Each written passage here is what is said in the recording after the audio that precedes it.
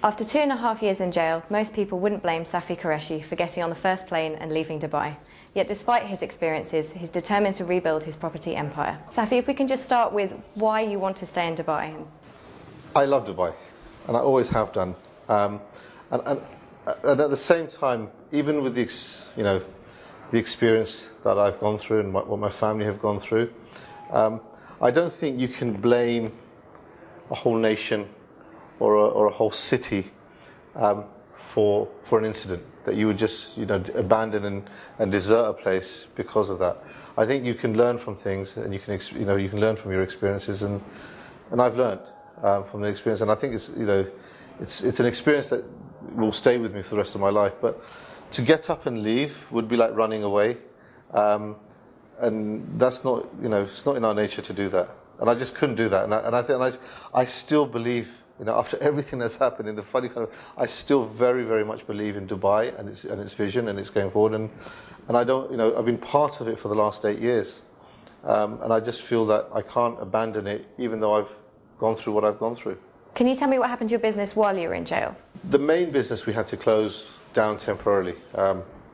It was closed down temporarily until I came out, really, and that's still the current situation. So that was kind of heartbreaking because we had some fantastic staff. We'd built it up over sort of 6-7 years, and almost 100 people lost their jobs. And that was sort of the real estate brokerage part of it. The development side of it, which kind of semi-continued, it was my partner in the development side continued with the developments.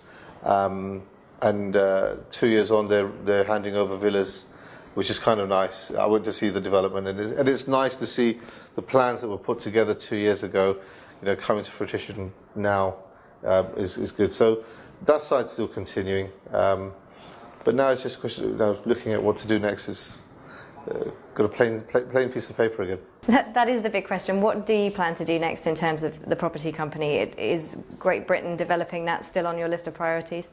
Yeah, I mean we still have a significant amount of land that we still own in Dubai, and we now I'm actually working getting back my old team, and that's been good fun.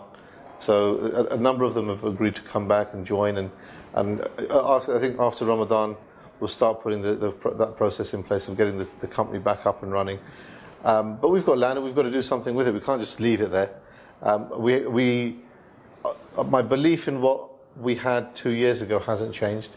If anything, it's probably been more enhanced with now seeing that 2 years on that what we thought was going to happen is happening, means that what plans that we put together 2 years back were the right plans. So we're just going to carry on with that. And what are your predictions for the Dubai property market? Are we over the worst of it, do you think? I've tried to keep abreast of what's been going on over the last 2 years.